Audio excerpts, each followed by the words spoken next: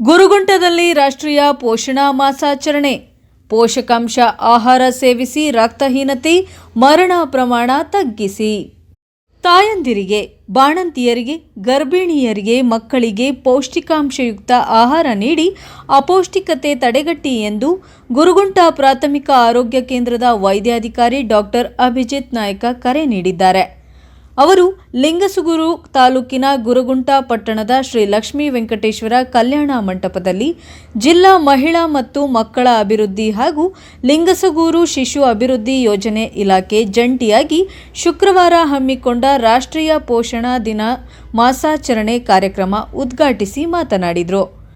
ಆರೋಗ್ಯದ ಕಡೆ ಗಮನ ಇರಲಿ, ಹಾಗೆ ನಿಯಮಿತವಾಗಿ ಆರೋಗ್ಯದ ತಪಾಸಣೆ ಮಾಡಿಸಲೇಬೇಕು ಎಂದರು.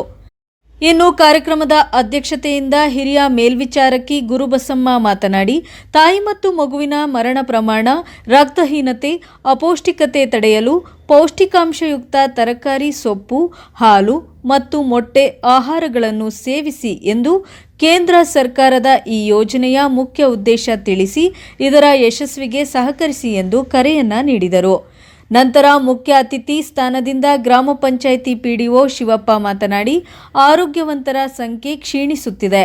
ವೈಯಕ್ತಿಕ ಆರೋಗ್ಯ, ಕುಟುಂಬ ಮತ್ತು ಸುತ್ತಲಿನ ಜನರ ಆರೋಗ್ಯದ ಬಗ್ಗೆಯೂ ಸಾಧ್ಯವಾದ ಮಟ್ಟಿಗೆ ಗಮನ ಕೊಟ್ಟು ವೈಯಕ್ತಿಕ ಶೌಚಾಲಯ ನಿರ್ಮಿಸಿಕೊಳ್ಳಿ ಎಂದರು.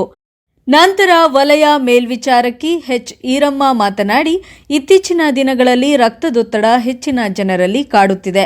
ಜೀವನ ಶೈಲಿ ಬದಲಾಯಿಸಿಕೊಂಡು ಪೋಷಕಾಂಶ ಆಹಾರ ಸೇವಿಸಿ ನಿತ್ಯ ಯೋಗ, ವ್ಯಾಯಾಮ ಅಥವಾ ನಡಿಗೆ ರೂಢಿಸಿಕೊಳ್ಳಿ ಎಂದರು. ಬಾಲ್ಯ ವಿವಾಹ ಕುರಿತು ವಿಷಯವನ್ನ ಮಂಡಿಸಿದರು.